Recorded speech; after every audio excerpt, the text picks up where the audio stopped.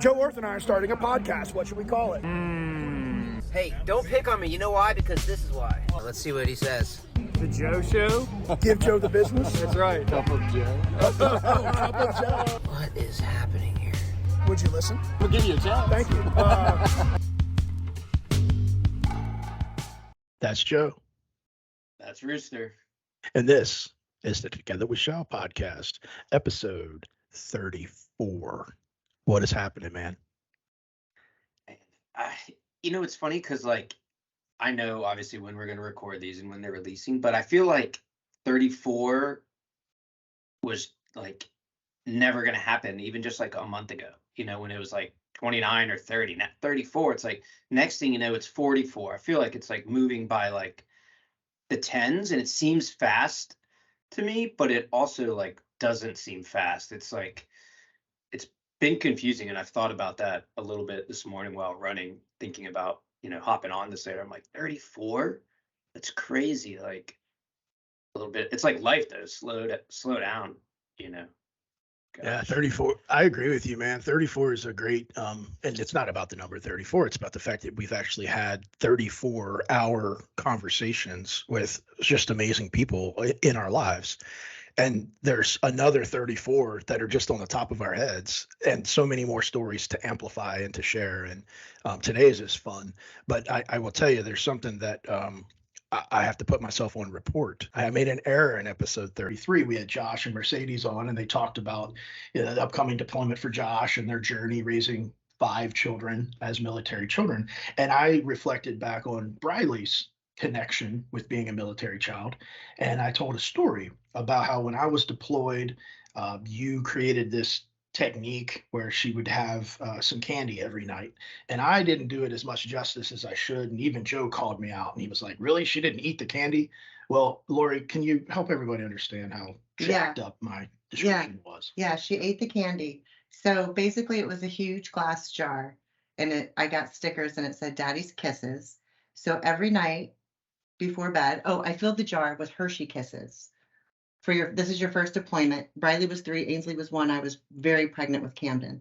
So filled the jar with Hershey Kisses every night as she got into bed. She got a kiss from Daddy, quote unquote, a kiss from Daddy. I didn't have Ainsley partake because she was 1 and a Hershey's kiss, and she was in bed a little earlier, so it was like a Briley thing. And then your second deployment, I had 3 little ones. Camden was 1.5. Ainsley, I can't do the math, but they were young. So instead of kisses, I did M&Ms, and everyone got to partake in a kiss from Daddy at night before bed, but it was just an M&M. But all candy was eaten, not a speck of candy left in the house. Okay, so just to clarify, there wasn't a moving of a piece of candy from one jar to another. It was a movement from the jar to the mouth, and when the candy was out of the original jar, it meant Daddy was going to be home. Oh. So that was our countdown. Yes, that's important. That was our countdown. Yeah. The jar's full of kisses. Every night you get a kiss from Daddy. When all the kisses are gone, Daddy's going to be home. And then your dates fluctuate a little bit, so I'd have to sneak in and take some out, add some back in, take some out. But yeah, when Briley had her last kiss, Daddy will be home tomorrow. I love that you came to clarify that. Yeah, and I probably had a whole bag to myself at night after the kids are in bed because I'm a candy whore. For the win. I'm a candy whore. Yeah. Okay, thank you. Bye, candy We whore. did it. I'm going to scrub toilets. Bye. Oh gosh, I love having Lori square me away publicly. Joe, does that make more sense now that she's explained it? Yeah, it makes a lot of sense, and I wasn't trying to call you out or anything, but as Lori said, candy whore, that too is me, and I know where the candy is in your house, and I know that your children were not just moving them, that just wasn't happening. So let's jump into 34 with our guest, and it's fun because he's got a connection to this military child thing too, which I'm sure we'll talk about. But without further ado, Vishal, welcome to the show. So awesome being here. Thanks for having me. This is so cool. The first thing we always do is ask you, where are you physically located, and why do you think you are a guest on the Together We Shall podcast? I am physically located in my garage, in my makeshift office, where you'll see all my gear and all my stuff. In Carlsbad, California, down here in Southern California. I think the number one reason I think I am on here is because there's some type of untold connection, I think, between Rooster and I from when we first met. And outside of that, in some parallel universe, this is a good way to strengthen that connection. And I think there's a lot behind that. I don't think there's a singular reason. The more pointed reason why maybe I'm on here is because you gave me the opportunity to be on here, and I'm not going to say no to that. So, Wow. Not- Joe, what? There was like a little of the like, yeah, because you told me to, like, and a then, little bit. I you- don't think that's wrong, right? Like No. I'm not going to invite myself onto this awesome podcast. I'm just, you opened up the door, walked through it, people ask me like, hey, why did you start a podcast? I'm like, because I was told to. I don't know. I'm sure it was presented in a better way. Hey, we should start a podcast, but like, I don't know. I just heard it as, hey, we're going to start a podcast. And here we are, 34 episodes later. I don't think any of us walk into anything unwillingly, right? Just this is great because it's going to kind of expose even the folks that I get to work with and be part of every day to what both of you and your community does. So I'd love to be part of it.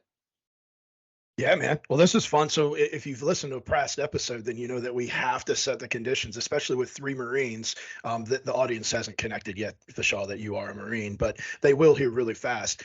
First and foremost, it's Miller time. So, ladies and gentlemen, this is the point of the it's Miller time, which to an F-18 pilot, Miller time has meaning. So, Vishal, I want you to share that with us in a minute. But everybody else, our Miller time is a chance for you to grab your favorite beverage. And if you're tube fed, turn back to your caregiver and tell them to turn the dang on machine on. Josh Goldstein, looking at you. Anyway, what are you drinking, Joe? I'm drinking a cup of Joe. Shout out to the intro. Yeah, I like how you did that. You had a cup of Joe. Vishal, what do you have? I'm going to drink a little bit of this. Well, don't make fun of me. It's a little bit of June Shine kombucha. Say more, please. I'm total. What kombucha? What? It's kind of more of a healthier beverage, and because it's 5 o'clock somewhere today, I think this is probably the more appropriate thing for me to drink right now. It's kind of like it's like fermented, stuff mixed with a little bit of alcohol, I think, and it's supposed to be healthier for you. Let's not get into too much. This is what I've Okay, cool. I won't ask you to spell it so people can research it. I'll just say that you are enjoying Miller time. So what does Miller time mean to you when I said Miller time? What's the first thing popped in your head, Vishal? a Miller Light. Okay, that's fair. Okay. That's the first thing that's the first thing that popped in my head. I know there's other things, right, for aviation, but yeah. Well, thank you. Would you enlighten the audience so that you don't keep this cliffhanger going about what the heck Miller time means when you're driving an aircraft? I mean, Miller time means, I think from what I recall, Miller time is when we turn around and leave, right? Yeah, dude. How do you not know that? Top Gun, I mean, Top's I know manual. it. I know it, but it's not an aviation podcast, right? It's like when we kind of turn around and you Miller time and you kind of and you're kind of done, and you're done with whatever you're doing, and you kind of take off and leave. But it's not appropriate that we're doing the Miller time at the beginning of the podcast. No, it's very appropriate. So again, we're not using brevity codes when we say Miller time, but I wanted the world to know that Miller time is also like a no joke, legitimate Department of the Navy code that's used for mission complete heading back to base. So anyway, but apparently aviators don't use that, so I don't even know what I'm talking about. It's been some time. Oh gosh. Once I commit, I go in all the way to the merge, right? We don't turn around at that point. Okay, gosh, he's talking about merge. Joe, take control of this situation, please. 2 zeros are getting out of control. Well, yeah, and like that's is my job as an enlisted guy to try to wrangle you back, but knowing one of you long enough and knowing the other, I feel like approaching long enough, there's no wrangling back. I mean, just look at like Vishal's background. There's like 8 surfboards. There's squat racks. Like he's like, you know, this big guy at Microsoft. He just like hangs out in his garage all day doing God knows what with his June shine. No, that's good. Oh That's my good. goodness. So you I've mentioned, drank them before too, by the way. I don't hate them at all. They're expensive, I think, but they're tasty. yeah. Well, I don't know anything about any of that, so I went with Amazon's version of Monster, which is like terrible. It's not even a Monster. It's Amazon's version of Monster, which you went can get. Snapper on your one of your favorite Yeah. drinks. I did. I totally did. Yeah, that's funny. It was $11 for 12 of them. I'm like, done. Let's do it. But anyway, hey, the listeners are like, bro, what is happening on these tangents? Come back to the thoroughfare, which is to say, Vishal, yeah, man, those are some of the reasons why you're here, and we're glad that you can be here with us. Thank you. Can you help the audience know like a little bit more, maybe about your journey? So like, take us back, man, like well before you were in the merge and Miller timing. Take us back as far back as you want to go to set the conditions for your journey here in this fabulous California Carlsbad garage. How'd you get there? Well, I might breeze over a couple things. Feel free to stop me and put me in tangents. But I'm a first generation American. My grandfather was working under the rule of Idi Amin in Africa, Uganda. My family refuged out of Uganda and eventually navigated through Europe, through London, here to the U.S. I'm one of many children. Everyone's a professional. Everyone's a doctor, something great. I actually mistakenly enlisted in the Marine Corps at 17. I walked out of the recruiter's office, thought it was, my father told me to go take my name off the call list if I wanted to. That's how I thought it worked in the mid 90s. And I went, I rode my bike down there. And a Marine Corps recruiter had me convinced that becoming a military policeman would be amazing for my career to be a lawyer. There's obviously some type of connection of being a lawyer and being a military police. Yeah, there's a little hodgepodge. Thinking back at it, literally zero intention or knowledge of what service to country was and why we did it. I walked home with an enlistment to the Marine Corps. Now, obviously, I was 17. I needed parental consent. I shared that with my folks. My mom said, yes, absolutely. And my father looked at me in the face and said, in this family, when we make a commitment to something, we do it. He signed it, walked back to the office the next morning. So I enlisted, commissioned years later, 2005, and ended up in the aviation community, almost failed out 3 times, probably more than that. And ended up flying F-18s, getting back onto the ground side, was privileged to many different deployments and retired through some, unique circumstances back in 2016-ish and got into technology. And now here I am. A couple of careers later after the Marine Corps, I work at a small tech firm called Microsoft. So there's your cliff notes of way far back to how we got here in the garage. And honestly, I think the power of technology has allowed me to be in my garage. So I'll end it there. You said, how did I ended up here in Carlsbad? Well, through all the provisions and things that happened after 2016, being able to be part of this technology community has allowed me to do what I feel I love and what fills my professional bucket from right here at home, here in Southern California, even though, I get to work globally. I still can just like picture you like I got to get my name off this list. And the guy's like, yeah, initial here to remove your name and sign here to add your name. And you're like, why does it say 4 years? And you're like, it's fine. Just take this and your dad signs it and then you're good. And you're like, all right, sure. It was 4 years to have your name removed. It's basically removing your name from the list for 4 years.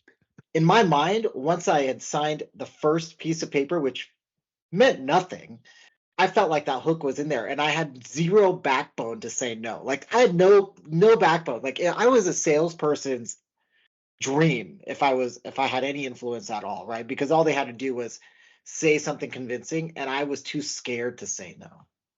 Okay. All right. No, Yeah. that's fair.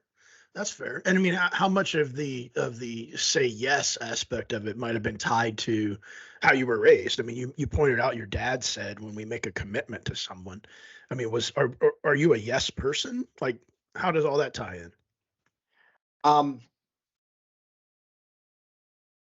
yeah, no one's ever asked me if I'm a yes person.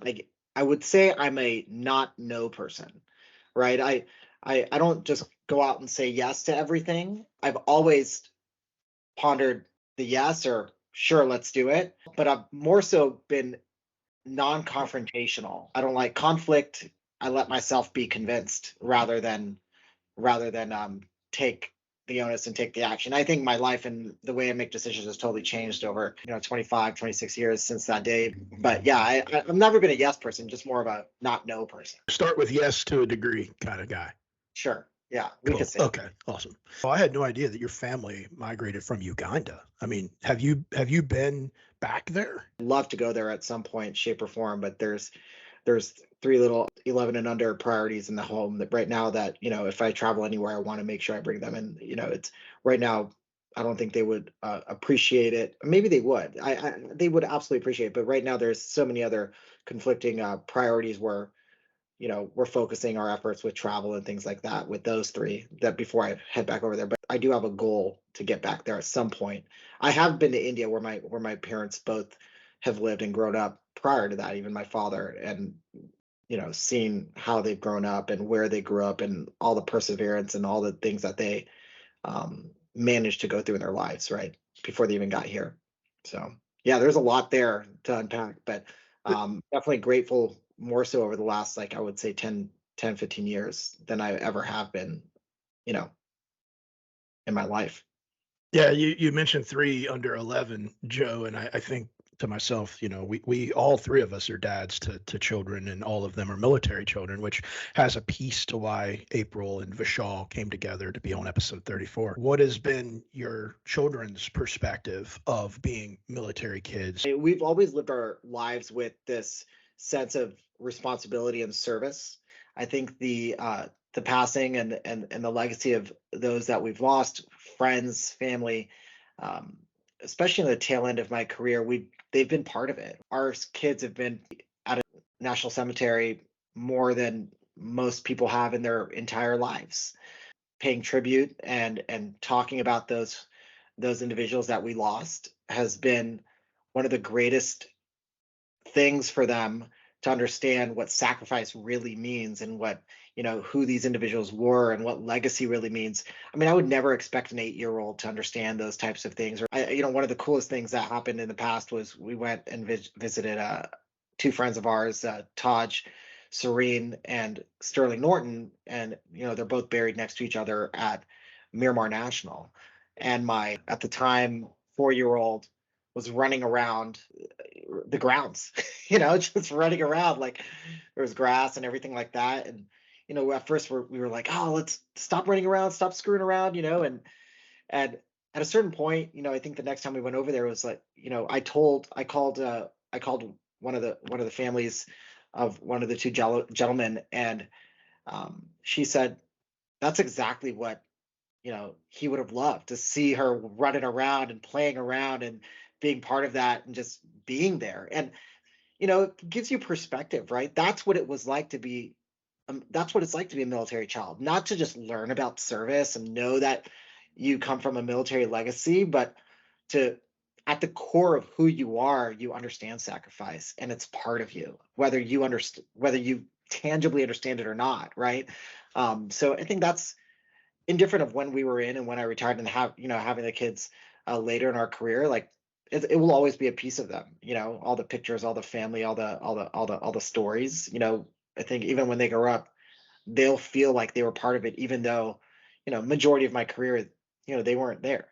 I'm glad to hear you. I guess glad to hear you say about the kids running around at Miramar National, because you mean what 9 months ago, burying my dad. At 4 and 2 at the time, year olds, and yeah, they were doing the same thing, and it was stressing me out. I'm like, God bless you guys are like, stepping on people, for lack of better. I'm like, you guys got to stop. And I don't remember who it was. Someone, in my immediate family was like, that's what dad would want. Let him play.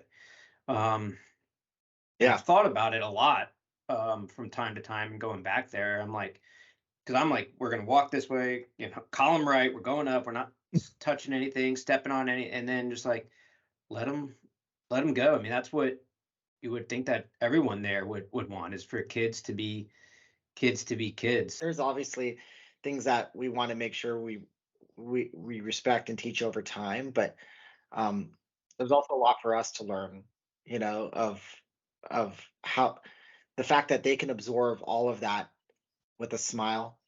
um you know it's being embedded in them very early, and sacrifice and legacy doesn't have to be something that they mourn the rest of their lives. It could be something that they appreciate.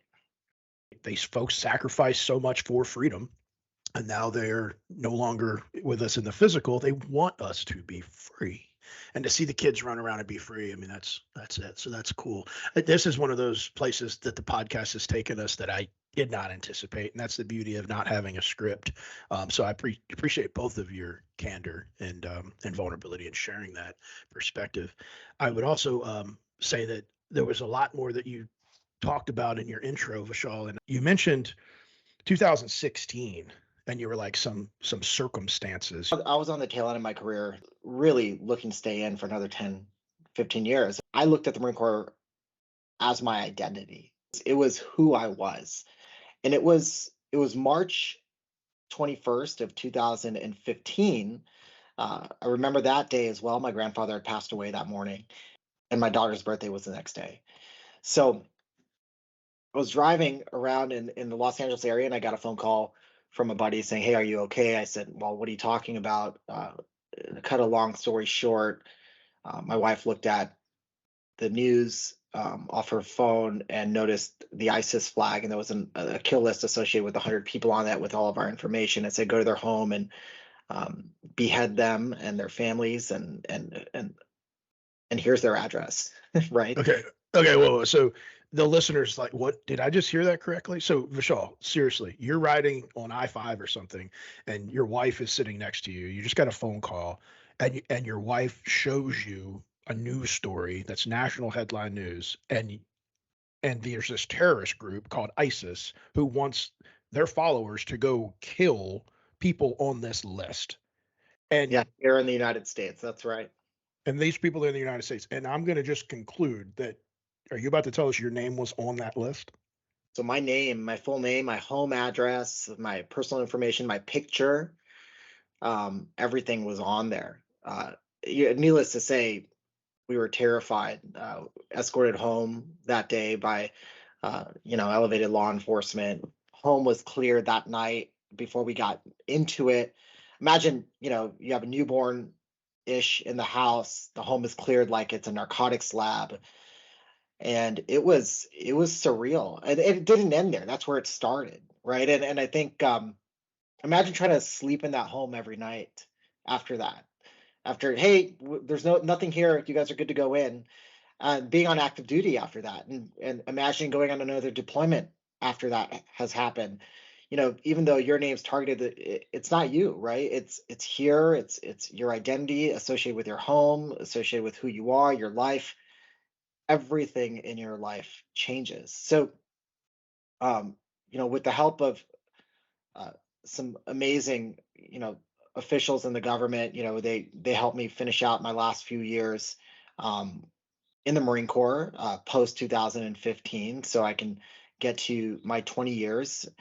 And I retired, and I dedicated my life after that, number one, to my family, and doing more to make sure that we were whole again. We didn't want to live in fear the rest of our lives. This is something that took years of realization, because we lived with the black car outside of our home. We lived with protection. We moved 4 times, right? 4 or 5 times, even more if you count all the different places we moved. We lost hundreds of thousands of dollars because we couldn't sell a home, and we couldn't do any of these things. And then I had to go find a job with no tangible skills except for, hey, I've got these gold wings on my chest. I was in the Marine Corps for a long time. I had 2 kids, a mortgage, all this stuff to support. We had all hands on deck in this family, like getting additional jobs, making money from different ways, right? And finding ways to get out of the Marine Corps without without having a retirement physically at hand, right? And any of that. So we had to navigate through that as a family, and eventually led me to technology in one way, shape, or form. And what I do now, it's protecting the identity, right, digitally, and it's kind of goes back to what happened there. We don't have to tangent there, but that's kind of finding your rabbit hole and finding your passion, and then being able to kind of expand on it, right? But that's exactly what happened. I remember that list, seeing it. It was, big thing for the military at large, especially people, whose names were on it, like yours. But then like folks like Rich and myself who are, in the intelligence community, like, man, how did this happen? What now what's going to happen? To some, and they thought it was like, I don't want to say like a 9/11 type thing, but it was like, this is going to cause big second and third order effects. Like how did this happen? And then so knowing that your name was on it is shocking and alarming, but it's also nice to see that you took such a negative time in your family's life for a period of years and said, all right, I need to not let this happen to someone else, and I need to do everything that I can to ensure that happens. I'm not going to take any credit for that, right? I will tell you that my taste for the Marine Corps and for the Department of Defense was very sour in that moment. And for years prior, and there's still moments where no matter how whole I feel my life is now and how blessed I am now, I would do anything to go back in time and find out ways for that not to ever happen. And people could say, well, Vishal, you're in a career you love. You finished the military. You get to do so many different things. You get to spend time with your kids. I will say there's a moment of terror that happened in that moment where I didn't care how my name was on the list. I know how it came to be and all of that now, but there are still moments where it was like, I don't care how this happened. I really don't care who it happened to, how it happened, why it happened. It happened. I'm on it. Now I have to figure out a way to survive. My back is against the wall. Failure is not an option. I don't care if I'm going to do this for good. I had a couple core things I needed to do. Number one, I needed to keep a roof over my head and my family's head. I needed to make sure there was food in our hands to eat every evening, and I needed to make sure that I was creating, this environment for my family where they were the least impacted as they could have been. Nothing out of what I just said has anything to do with making sure anyone else was protected or protecting anyone else. It took healing and time for me to realize like what I had. And there was a decision that my wife and I had to make. Like, do we tell this story? Is this something that we utilize? Because you can definitely utilize this to go and do different things, but then you can utilize it for good as well. And I think that's the path we eventually went to, is utilize it for good, balance impact, do other things, right? My life isn't about just this story. It's about where the story has led me, and now taking where it's led me to really, spread that, to refill my bucket, to live a whole life, right? So that's why I said, like, there's no credit there of me being selfless and doing more with it. I think I eventually led to a point where I wanted to take this and do more good, but it wasn't a natural realization at all, right? My back was against the wall. I felt like I didn't have any options. I felt like I had zero people in my corner. It was my problem, no one else's problem, because it was very unique, right? There's a lot to that. So. Yeah, there's a ton to that. And maybe there's a little Maslow there, and I'm not trying to go positive psychology or self-accusation and none of that kind of stuff. But like when it comes down to it, what you articulated was, at its foundation, you were seeking shelter and security and food. Like, because that's all that mattered at that point. And maybe there's something to starting over with the things that truly matter: security, shelter, food, and then building this process of what has become your life 8 years later. But it was built in a way where you had a chance to kind of direct the growth, to make sure each pillar of the pyramid were taken care of. And now I would submit that you're at a point where you're able to self-actualize and to have impact in a positive way. Whereas if you would have continued down the track that was a 30-year career in the Marine Corps, would you have had this reset opportunity? I think you're absolutely right. That's how I look at life and how I look at how we do things, right? Is take the opportunity at hand and look at it to do good with, not not not mitigate, not fix, right? We're not fixing anything. We're not solving anything, but what we're doing is we're taking the moment and we're saying, how do we do more good with this moment? How do we empower with this moment? How do we impact people with this moment, right? Because there's a lot to what I do now that's more than just securing an identity or doing technology and security within technology. There's a lot to who I am as a person, what we do as a family, how we utilize this platform that it's available to me now to impact different facets of my life, the community, and the people around me. And it did take that moment, right? And I'm not saying that another moment couldn't have done that as well, right? I could have stayed in 30 years and it could have been a whole new set of events that could have catalyst this life, right? But if you look at how I joined the Marine Corps, it was the same thing. Getting into the recruiter's office with zero intent to serve my country and doing it because essentially someone told me I'd committed to it and I had to do it, right? September 11th wasn't a thing, right? Same thing, your time frame. It was because I had to. And over time, that group, my parents had an arranged marriage, right? They'll tell you they didn't fall in love and get married. They hook up with their individual people and were introduced to each other and got married, and they grew to love each other.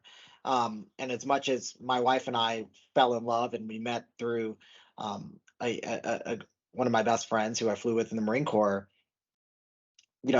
we respect the fact that that event in their life forced them to grow into love, and they found all this beauty behind that, right? So just like everything we do in life, right, that it can be catalyst. This was a catalyst to do more good, just like you said. Yeah, I mean, like the silver lining on negative and positive, but I think like you said, like especially with your parents, like put into a situation and grow from it. Like a plant or something, right? It's put into soil and you got to water it and everything to grow. It's the same with life That's a great as analogy. as humans. I mean, the plant is life, but for us as humans, we're put into soil, earth, whatever you want to call it, right? And we have to ensure we have food, water, and shelter, for our loved ones to grow. So yeah, you're may have taken a tougher road than some. And you don't want any credit for like that tougher road, and you've made that clear to us. But let's be clear, dude, you were on a kill list by one of the world's most infamous terrorist organizations at the time, and so there's some there. But that's not defined you, Vishal, and that's the beauty of what you're saying to us here is you did not allow that moment to define you. You allowed that moment to give you the soil for you to find the hydration, for you to find the love, for you to find the security and the shelter, even if you had to move 4 times and lose a bunch of money along the way. It reinforced to you that there's things that are important in this journey, and I want to focus in being all in on what's important to me and this journey. And that's the lesson here. Together we shall accomplish so much more than as individuals who are hiding from ISIS. You surrounded yourself with the people that love you, and you accomplished this life that is today. Yeah, I mean, I have nothing to add to that. It's absolutely the case. We need each other in one way, shape, or form to do what we need to do. Yeah, you mentioned like you weren't going to live in fear, and Rooster can jump in here too, because I don't remember what it was, Rooster, if it was a weekly word or one of those things, but you talked about fear in the truck in the like the basketball court parking lot. I forget what happened. It wasn't like 9/11, but it talked about fear, and I was talking to some Marines about that this weekend as I had drill. That's why I look like this. But living in fear doesn't have to be like afraid of like, dying or getting hurt. I mean, like, not being able to love or, father or, birth a child. Like, as humans, we can't live in fear of anything because that is 100% going to make it come true. That's at least, how I have seen it or experienced it or understand it. So like, it's neat to just have another person, to, whatever, aviators, fix your hair, that talk about like not living in fear. And, just whatever it was, 96 hours ago, I was talking to an 18-year-old. I mean, like, we got kids, they're kids. And like, for me to say that, in my detachment, that were born in like 2004, 2005. My son was born in 2005 and he goes to boot camp in July. So put that in perspective. But yeah, no, you nailed it about this fear thing and not living in fear. And there was so many pieces, man, I just want to pull the string on so much stuff. But I will say that Darlene, podcast episode 14, Darlene Marshall, she mentioned recently, she does this podcast of her own and she puts out some daily emails, and she talked about this manifestation thing and this idea that she doesn't believe that manifesting this idea of something going to happen is real. And it's an interesting kind of twist on it. But I only mention that because I was talking to Darlene for the first time, really, and deep diving into some stuff the moment that I met Vishal. And you mentioned earlier this idea that there's more to this story about how we came to meet one another. What do you remember from that day, Vishal? And there's a purpose for my question. It was evening. I flew in late, and I walked in, and there was a table or a lounge area in the back right, and there was a staircase that elled up, and I saw someone and it said, you have to meet this guy. There's something that connects that you two should connect on. I don't know what it is, but his name's Rooster. And before I even made it up the stairs, you were there. And we sat there and we spoke. And I ended up not going up to my room or something like that. And that's I have a memory like a goldfish, 3 seconds long. But that's the extent of the first moments when we met. Yeah, it's the same story for me, and it's wild because I was told the same thing. There's this guy coming, Vishal, and you have to meet him. Y'all just need to talk. And how true could that be? I think that was a combination of Camille Miner and maybe Paula Cantor. Both of those women told me that, in addition to some other people, which was crazy that so many people thought I needed to meet this guy. And I didn't know you from Adam. You didn't know me from Adam. And Vishal, Rooster, two kind of unique names for gentlemen in their 40s. And there you are, and you're a straight Southern California garb. You're dressed like you came from California, if I can say that. I probably had sandals on and a plain t-shirt. And it was November in Houston, and it was cold. So yeah, within like 15 minutes, we were in the back of an Uber, like driving to another location to meet up with another Marine, Chris Story, who we both know. That's right. And then we eventually met up with Chris, and I think we stayed out a long time after that. Just talking. Yeah. We sat there and just talked for the entire night. Yeah. So the reason I brought that up wasn't to just, have fun listening to myself talk about the first time I met Vishal. It was to point out that like there are people along the way that you will come in contact with, that there's this undeniable energy and connection.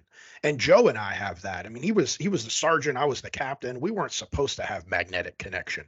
In fact, rest in peace, Bill Orth, Joe's dad, one time pulled me aside and was like, this relationship you have with my son is fraternization.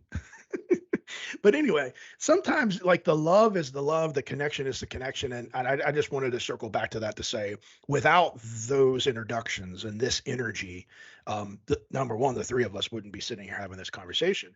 But what has happened since that night for Ainsley's Angels of America is a beautiful whole nother podcast. How you introduced us to your friends, and how your friends have then brought us to become a very secure, by way of cybersecurity, public-facing charity. And for that, Vishal, thank you. And Joe's got a lot to say to that. I think, you said secure first, and I think that's awesome. I mean, it's inherently baked into my blood now and my DNA. But at the end of the day, it's connecting individuals that want to do more and finding different ways to help each other, right? I think I think being part of, you know, Joe Stalker, who you mentioned, is the CEO of the organization that I was formerly part of, and an amazing individual. But his passion is cybersecurity. His passion is that, and taking the mission of Ainsley's Angels and marrying it up with them, finding ways for, let's say, Joe to invest his passion into something else that's passionate for you. I mean, all I was the median, and I think, and I find that for me, right, finding these unusual connections and balances of impact and productivity and all of that. I love that. I love that space, and it's more than just cybersecurity. I look at what Ainsley's Angels does, and I say I look at it as, you know, how do we make what you're doing and foundationally get the message out more, right? How do we reach more people, right?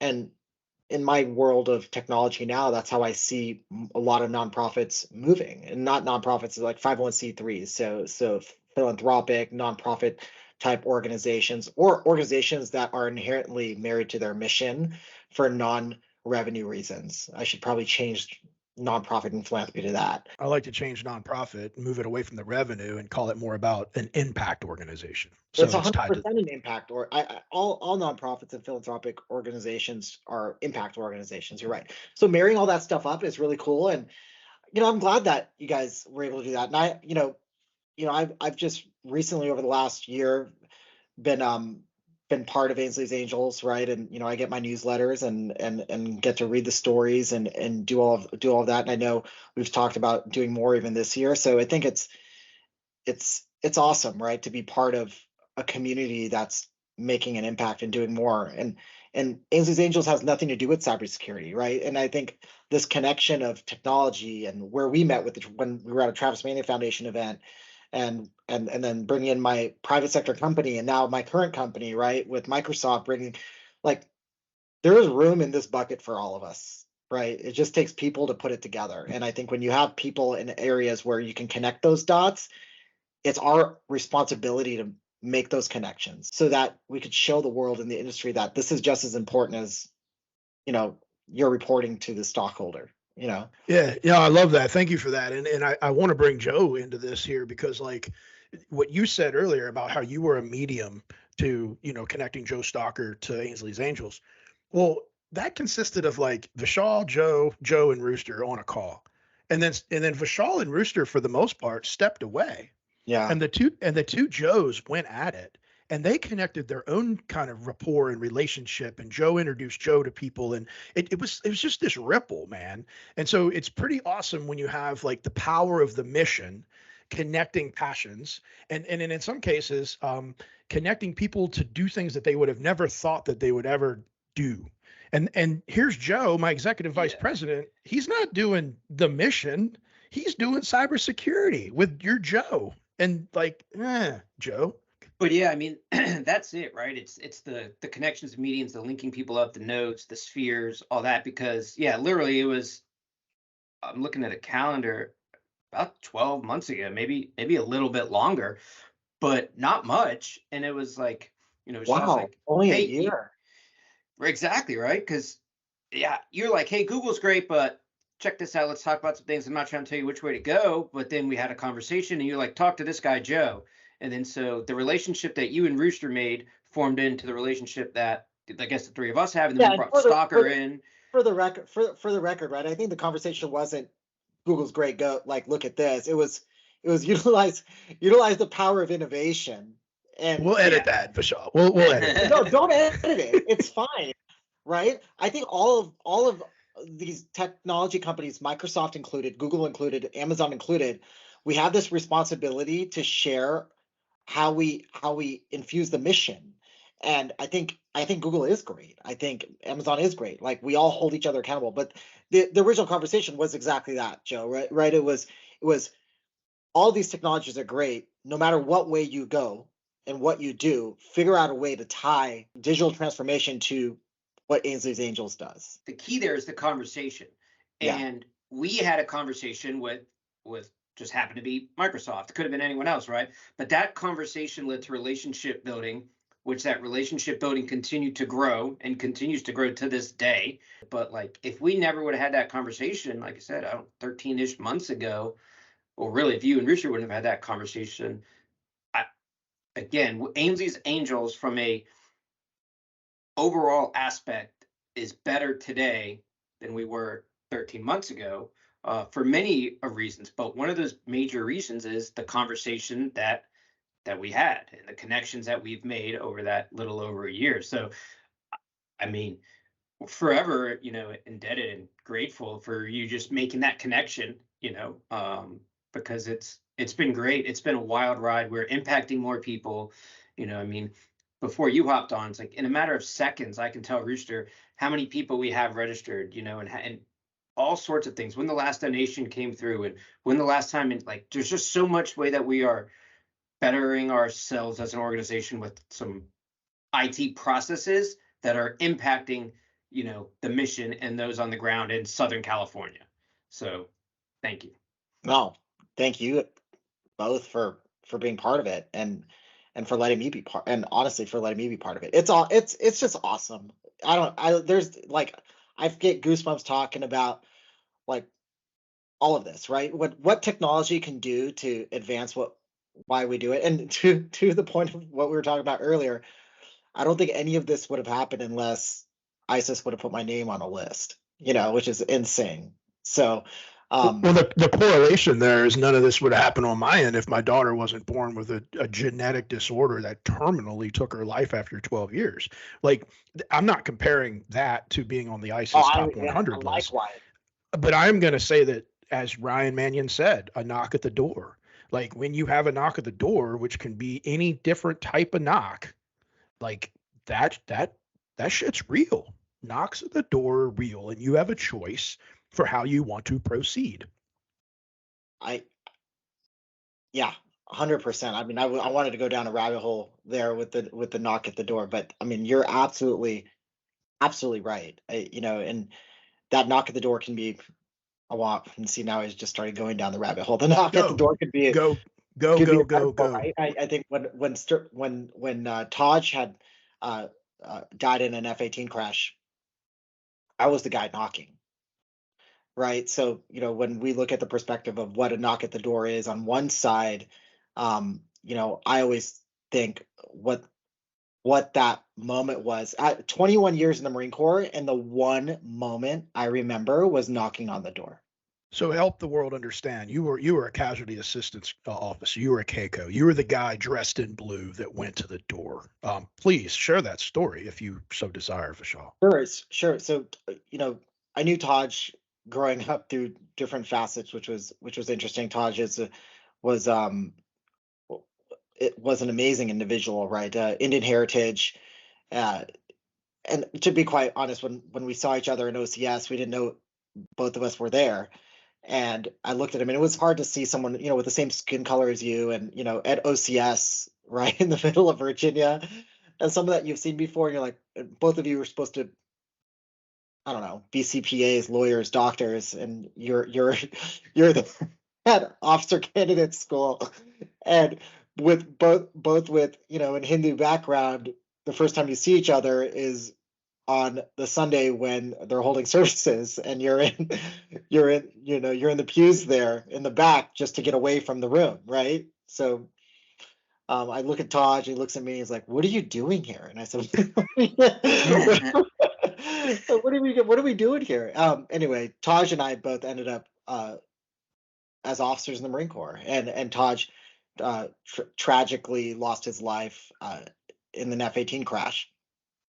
I was asked to be the KCO for Taj. I was the operations officer over at the 3rd Marine Air Wing. At the time at Miramar, Taj was stationed there on his way home from the deployment. And that moment where they shared it with me, and they said, "Hey, we want to make sure that we're doing all of this the right way. We don't have a KCO right now. This is your KCO trained, and you knew Taj, and you know who his family is, and all of that." So, I went home, changed that day and drove over to Taj's home um, where I knocked on the door and shared with his loved one that Taj had died in an F-18 crash, and I remember everything about the moment leading up to it. I remember how I felt. Like I'm getting weird feelings right now just talking about it.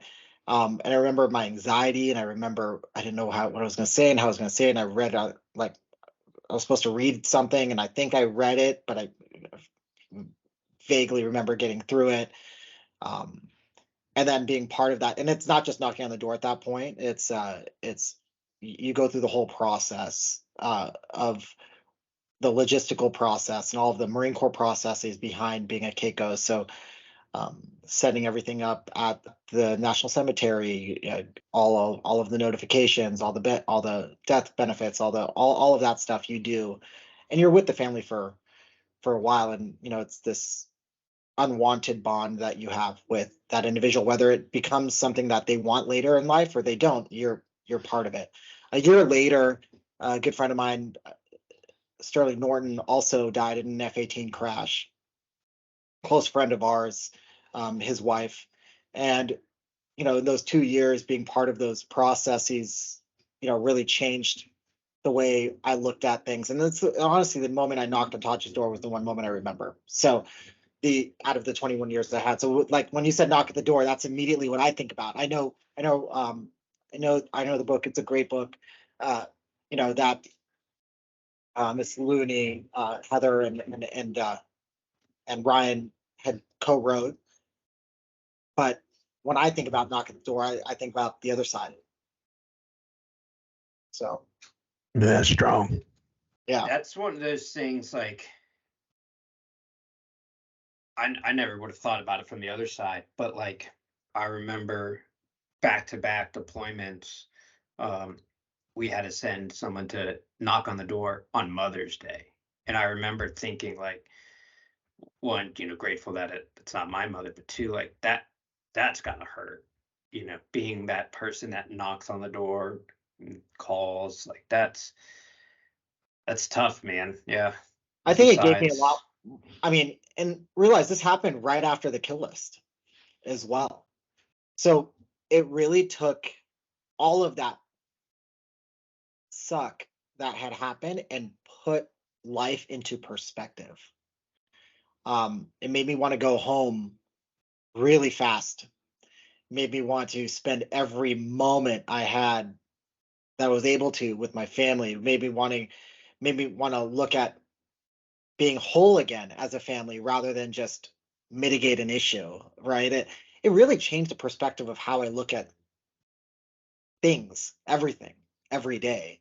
That moment, and it's not just Taj's passing, but that moment of being the bearer of that news changed my perspective on what I already have and had, right? So, it wasn't the worst thing that had happened in my life, or the most challenging thing. And I would say the ISIS stuff probably was not the most challenging thing that has ever happened in my life. But one of the most memorable and most impactful things was having the honor and the privilege to be able to do that. And I don't know if I could do it again, to be quite frank. But that's what I remember. Yeah, dude. Thank you a whole lot for sharing that. It's bringing a lot up for me as I'm listening to you talk and the words you're choosing and how you're doing it. I had 3 Marines die in my last year as an XO at a unit, and might have frankly driven some of the timing of my retirement. But I stayed away from being that close to it. And of course, this fell within a year or so of Ainsley's passing. So like, I found myself like distancing myself from the families and from the celebrations of life and from the funerals, and rather just handling the notifications to headquarters Marine Corps and all the admin and logistics on the back end. And as I listened to you articulate the fact that it was an honor and a privilege to be there for that family in that moment, like I don't know, it just brought me to another place emotionally. It make me say like, thank you for our Keikos, but I don't want to say I missed an opportunity to really show up for a family. I don't have any regret about that period of my life, but thank you for sharing. I'll just say that, Vishal. Thank you for sharing. It was very No, helpful. I think we all make the same impact and are there in the same capacities for anyone that we lose in our lives, whether it's through a medical, a medical condition, whether it's a tragic loss of life, right? And whether it's through the military connected community, we all have our different ways of being part of that journey. And there isn't a right or wrong way. There isn't a missed or not missed opportunity. You know, it's one of those things where even as a Keiko, you would think, wow, like, why did this form the bond with the family that we didn't have in the past? But then, you're not going to be part of that. You may always have that bond, but maybe it's not something you want to grow and strengthen over the course of your life because you don't want these individuals to also always associate you with maybe that, or maybe that you do. I don't know, right? But I don't think there's ever a missed opportunity there. I think, but there's always a moment of reflection, and there's always a moment of growth that you can take from that, or learning that you could take from that, that I did. And for me, it was important to take all of that and funnel it to how it affected me personally, right? Selfishly, in a very good way. Like, I was very selfish about that, because what I didn't want to do is radiate all of that anywhere else, right? And I would say that and then we talked about this with our kids right when we started, right? My kids were part of it. My wife was part of it. These are individuals that didn't even sign up to serve or do anything, that were automatically brought into this. So it still remains a very interesting dynamic in our family of when certain songs come up, or when certain pictures come up. Or Taj and Sterling, the last picture of them two together were at my wedding. Jesus. So yeah. And there's a lot of things that happen, but yeah, it's crazy, and where life has gone, right? I think this is yeah. Listening to you both talk about like the Keiko aspect of something I've never had to experience, but this is also now week and a half out from my reunion that I'm going down to Tampa to see brothers that we deployed together 19 years ago, and some didn't come home. So there's obviously those conversations that are going to be had from a different perspective. But I also think, like you said, Rooster, it's like you don't have any regrets on the way that was handled in your situation, as the XO. But there's, it's like with you, like I say to you all the time, like you go, kiss babies and shake hands, and I'll do this. The role was just reversed in that situation. You handled, it's like AdCon, OpCon. You handled that, and then you had senior enlisted that went the other way, and that's like Vishal saying, there's no right or wrong. That's just the way it worked out. So there's definitely no. I'm glad to hear you don't have any regrets, because you shouldn't. But yeah, it's just a interesting experience being around fallen military members. That's never fun, obviously, but it's just different when it's all people that sign the same contract to do the same thing, and especially in tragic situations of accidents while flying, and vice combat, or at a schoolhouse, like that stuff, shouldn't happen. So everywhere in life, there's something, I think, that happens, and we programmatically try to say, this is how we will resolve it. This is how we will fix it. This is how it happens. But when your back is against the wall and something like that happens, you realize there's no right, there's no wrong way. There's only one way to get through it, and it's through the community that's around you. And I think that's how I look at it now, right? I mean, we have this enormous business at Microsoft, and we have all these roles that people do, but people have strengths, people have weaknesses. There's only one way we accomplish things, and it's together. You reflect on what we just spoke about, it's no different to people in the non-military connected community than it is in the military connected community. We all have our own struggles. We all have our own life events, that we can't control. You know, and there's no silver bullet. There's no prescription, you know. So, You know, Vishal, that might tie into kind of where I wanted to offer an opportunity for you to give us some perspective here.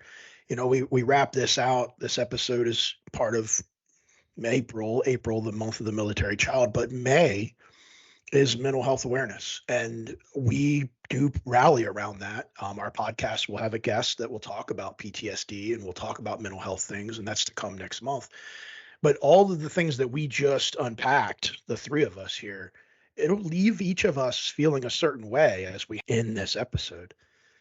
Is there anything that you may want to offer to those that just listen to us talk about this as they carry on with the rest of their day? I'm almost speechless to everything we unpacked. I can't believe we unpacked all of this. If I was to bubble it to one thing that we can all think about, be open and appreciative to any surrounding that you're in, whether it's good, whether it's bad. If it causes reflection, then you're in a place of love and growth, you know. And I think, you know, you don't need accolades to feel loved. You don't need to feel like you did something wrong to feel like you're growing. I think if it causes you to think and it causes you to reflect, then you know that there is care, there's love, there's growth around you. And find a moment in your day, today, tomorrow, find one moment where you just pause for 60 seconds and absorb the environment around you, and just pay attention to what you're thinking about, what's around you. You know, is there someone talking? Are there birds chirping? Or are there people rushing to get their kids somewhere? Is someone stressed out, right? I mean, and try to take all that in. Try to pin out, like, someone really cares about their kid enough where they are, you know, they're really struggling to get them to learn their math problem, or, you know, that, you know, someone's peacefully walking over there in a place of peace right now. Like, take one moment in your day and pause for a second and just reflect on that moment. Maybe that's what it is. When you talked about taking 60 seconds to be present, I mean, yeah, I do it for 3 to 5 minutes every day in 42-degree water. And I had to go an extreme way to force myself to be present. But then also, I mean, I talked about it, I think last episode, like, and then I got a journal, and like I take time to process that 60 seconds, and then 12 hours later, like, write some of it down. I don't cold plunge, but Yeah. when you cold plunge and you're present, are you internally present? Are you externally present? Like, are you thinking about, or I just need to concentrate to stay in here for a couple minutes? Yeah, the first minute definitely is the get your breathing under control, like let everything know you're going to be okay.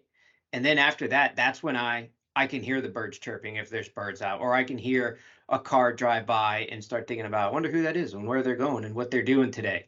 And then the rest of the time is, you know, it's like in my best journal ever, it made me list habits that I wanted to do. And one of the habits for April was no less than 3 minutes every day. And it's in that 3 minutes, it's kind of, again, like 1 minute of, okay, control your breathing, get it together, you're going to be okay.